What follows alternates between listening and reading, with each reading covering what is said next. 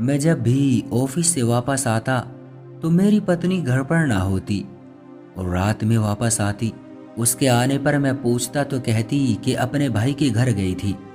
अब रोजाना ऐसा होने लगा था। मैं उसकी इस बात से बहुत दुखी हो गया था कि वो रोजाना आखिर करने क्या जाती है। एक दिन मैं उसके भाई के घर ही चला गया। अंदर गया तो कमरे की कुंडी लगी हुई थी और अंदर से हल्की हल्की आवाज आ रही थी। मैंने जब खिड़की पर कान लगाकर उनकी बातें सुनी तो मैं चौंक गया। एक बार को तो मुझे अपने कानों पर विश्वास भी ना हुआ, क्योंकि मेरी पत्नी अपने भाई के साथ। मैं आज भी थका हारा ऑफिस से घर लौटा तो रात के 8 बजे थे और मेरी पत्नी सुमन सुबह की गई हुई थी, मगर अभी तक घर वापस नहीं आई थी। मुझे ये देखकर बहुत ही गुस्सा आया, क्योंकि अब ये इसका रोज का काम हो चुका था। मैं थका हारा ऑफिस से घर आता और सुमन घर पर नहीं होती। मुझे खाना भी खुद लेकर खाना पड़ता था, मगर बात सिर्फ खाने की नहीं थी। मैं चाहता था कि मैं जब काम से वापस घर आऊं तो मेरी पत्नी मेरे सामने हो, वो सिर्फ मेरे लिए अच्छे से श्रृंगार करके बैठी हो। लेकिन मेरी ये ख्वाहिश सिर्फ ख्वाहिश ही बनकर रह गई थी। सुमन के लिए इस घर से ज्यादा अपने भाई का घर महत्वपूर्ण हो गया था। मैं पिछले काफी दिनों से उसका ये व्यवहार सहन कर रहा था, लेकिन आज मेरी तबीयत कुछ अच्छी नहीं थी और मेरी सहन करने की क्षमता भी समाप्त हो चुकी थी। और घर आते वक्त मैं सोच रहा था कि घर जाते ही सुमन से सर में अच्छे से मसाज कराऊंगा, लेकिन हमेशा की तरह वो आज भी घर पर नहीं थी और फोन करने पर पता चला कि वो अपने भाई के घर पर है और मैं ऐसे ही सो गया। मुझे उसके आने जाने से कोई प्रॉब्लम नहीं थी, क्योंकि मेरे ऑफिस जाने के बाद वो घर में अकेली रह जाती थी। मगर उसका रोज रोज यूं मुंह उठाकर अपने भाई के घर चला जाना मुझे अच्छा नहीं लग रहा था। मेरे ऑफिस से आने का कोई समय सेट नहीं था। मैं किसी भी वक्त ऑफिस से घर आ जाता था, इसलिए सुमन को ये नहीं पता था कि मैं घर कब आऊंगा। आज ऑफिस में बहुत ही ज्यादा काम था। इतना सारा काम करने के बाद मेरा पूरा शरीर दर्द से चूर था। मैं जैसे ही घर पहुंचा तो सुमन आज भी घर पर नहीं थी, मगर मुझे आज उसकी बहुत ज्यादा कमी महसूस हो रही थी कि अगर वो होती तो मेरा बहुत ध्यान रखती। यही सोचकर मैं सुमन को लाने के लिए घर से निकल पड़ा। गाड़ी की एसी की ठंडी ठंडी हवा मुझे बहुत ज्यादा सुकून पहुंचा रही थी, मगर मुझे नहीं पता था कि ये सुकून बस मेरे पास थोड़ी ही देर का मेहमान है, जो वापस मुझे नहीं मिलने वाला। सुमन के भाई का घर एक पतली सी गली के अंदर था। मैंने गाड़ी साइड में लगाई और उसके घर की तरफ चल दिया, और कुछ दूरी पर ही उसके भाई का घर था। मैंने जैसे ही दरवाजे को हल्का सा धक्का दिया तो वो खुल गया और मैं अंदर चला गया। उसके घर के अंदर 2 कमरे थे।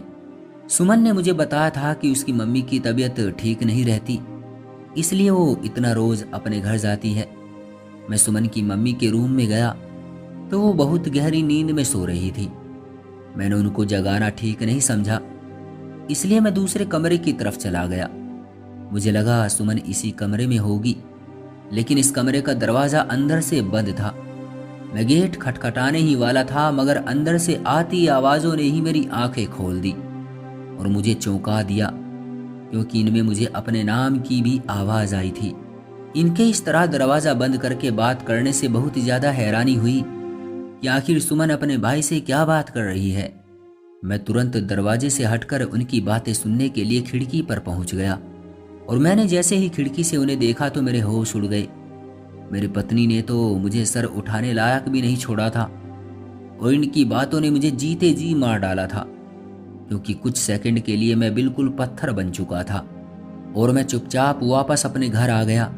मुझे ऐसा लग रहा था कि मेरे कान खराब हो गए थे और मेरी आंखों की देखने की क्षमता भी खत्म हो गई हो, और मेरा दिमाग तो यही सोच रहा था कि आखिर मेरी पत्नी, जिससे मैं इतना प्यार करता हूँ, वो अपने भाई के साथ मिलकर ही मुझे इतना बड़ा धोखा कैसे दे सकती है। और कोई भाई भी अपनी बहन के साथ ऐसा कैसे कर सकता है। मेरी आंखें आंसुओं से भीगी हुई थी। खैर, जैसे तैसे करके मैं घर पहुंच गया और अपने रूम में जाकर सीधा बेड पर लेट गया। मेरा सर दर्द से फटा जा रहा था, क्योंकि मैं सुमन से बहुत ही ज्यादा प्यार करता था। सुमन मेरे लिए सबसे बढ़कर थी, इसके लिए तो मैंने अपने मम्मी पापा तक को छोड़ दिया था। वो भी मुझसे नाराज थे, और आज सुमन ही मेरे साथ ऐसा धोखा कर रही थी।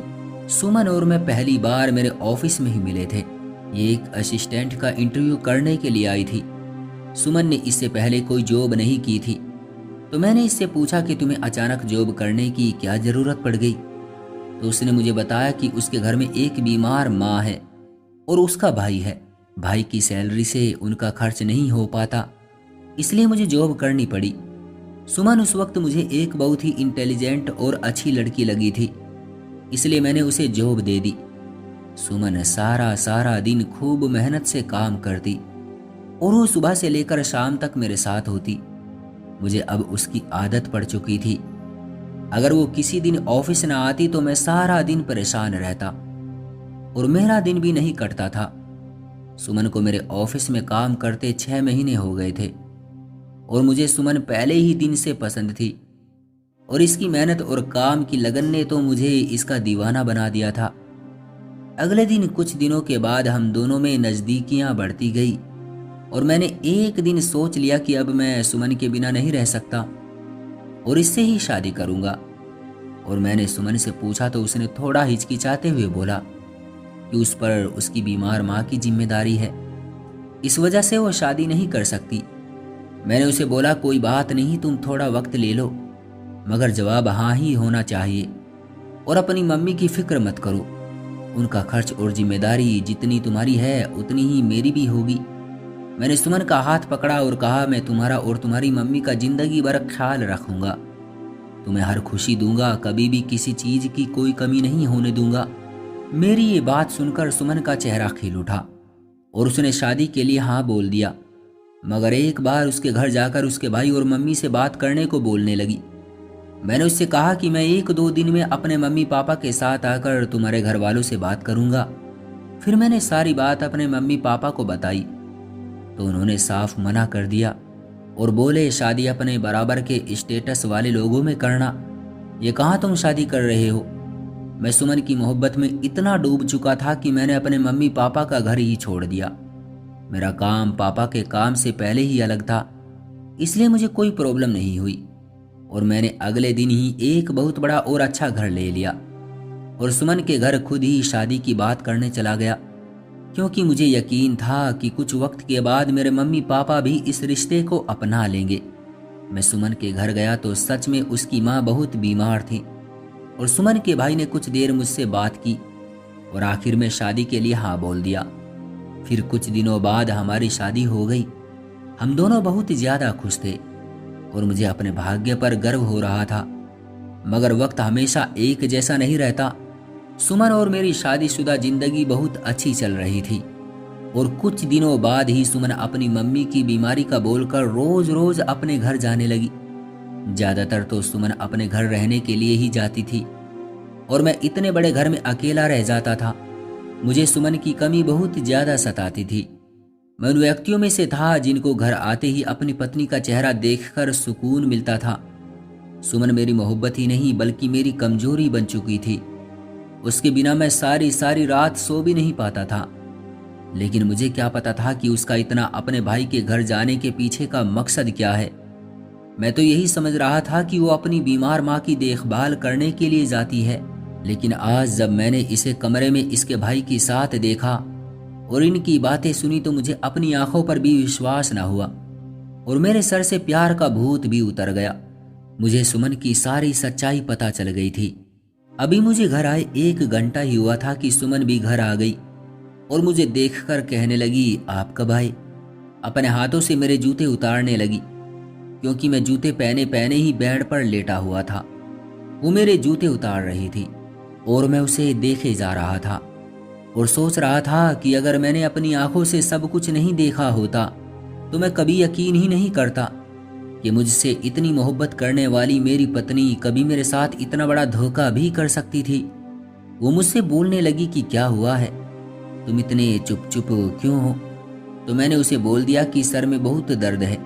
ये सुनकर वो तुरंत ही मेरा सर दबाने लगी।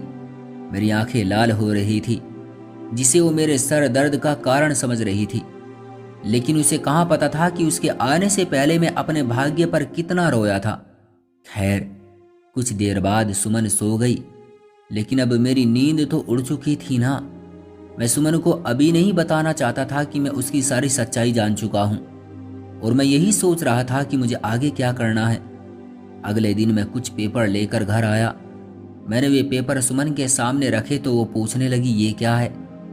मैंने उसे बताया कि ये उस घर के पेपर हैं जो मैंने तुम्हारे नाम कराया था, मैं उसे बेच रहा हूँ। ये सुनते ही उसके चेहरे का रंग पीला पड़ गया और उसने मुझे कहा, लेकिन क्यों? तो मैंने बोला, तुम टेंशन क्यों ले रही हो? इसके बदले में एक बहुत बड़ा घर खरीद कर तुम्हारे नाम करना चाहता हूँ। ये सुनते ही उसने फटाफट सिग्नेचर कर दिए। अगले दिन मैंने इससे बोला कि जो गहने मैंने तुम्हें ला कर दिए थे वो मुझे दे दो। मुझे उन्हें कुछ दिन के लिए गिरवी रखकर उस घर के पैसे देने हैं। उसने तुरंत वो गहने भी मुझे ला कर दे दिए। मैंने सुमन से हर वो चीज वापस ले ली थी जो मैंने उसे शादी पर दी थी। और आज भी मैं घर पर कुछ पेपर लेकर आया तो सुमन ने मुझसे पूछा, अब ये क्या है? मैंने इसे कहा कि ये एक सरप्राइज है, तुम पहले इस पर सिग्नेचर करो तब दिखाऊंगा। मैंने पूरा पेपर छुपाकर सिर्फ सिग्नेचर वाले हिस्से पर इसके साइन करा लिए और बड़ी प्यार से बोला कि तुम अब आज़ाद हो, और उसे वो पेपर दिखा दिए और कहा, सुमन, जिस तरह खाली हाथ तुम इस घर में आई थी वैसे ही यहाँ से चली जाओ।